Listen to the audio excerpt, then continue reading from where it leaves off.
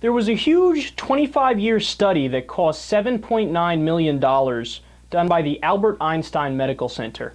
And what they did was track 224 crack babies for their entire lives up to that point to see if there was any truth to the perception and common wisdom that came out of the 1980s and the 1990s that said that crack babies have lower IQs, they're born with smaller heads, but they continue to have, misshapen heads throughout their entire lives.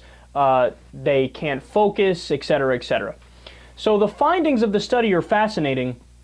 Once the children reached school age, nobody could tell they had any issues whatsoever.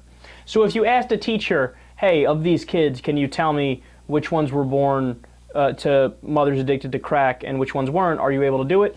They're not able to do it. They can't do it. Okay, so apparently any physical problems, they might happen when they're very young, but as they get older, they by and large go away. So the study found that what was affecting the group of inner city children far more than their parents' drug use was poverty. In IQ and developmental tests, the cocaine-exposed children scored right alongside their non-exposed classmates. The inner city children's average, however, was below the national level by up to 10 points in IQ testing.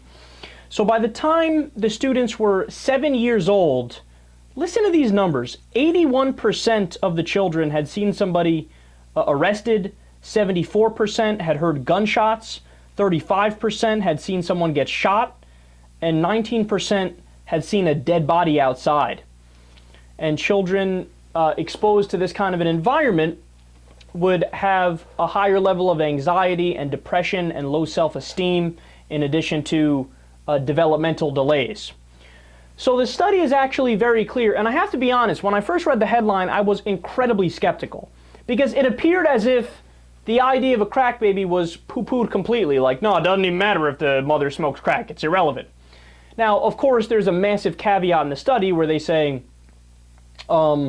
hey, don't use this as a license to smoke crack, because sometimes from smoking crack, what could happen is premature births. There's a relation between doing cocaine or crack cocaine and having premature babies, and the premature birth in and of itself can cause some problems. But nonetheless, the overall findings of the study is that poverty is definitely worse for kids than crack.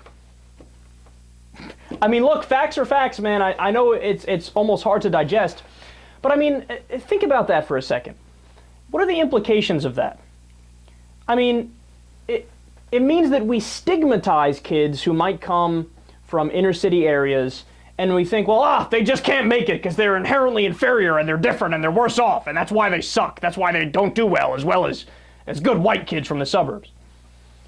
Yeah, but that's just not true. So for example, if in that area we actually had private enterprises really invest in those areas, and they could do it for profit, absolutely. I understand that we live in a capitalist country, and that's the motivation for a lot of people. So if you had businesses move into these inner city communities and actually invest in the area, if you had government initiatives which had better education systems, which made it programs to lessen the amount of poverty, which had all different types of new jobs available to them, if we did a new deal where we can have many infrastructure jobs and green technology jobs, and we actually give these kids a fighting chance, that's the answer to the problems.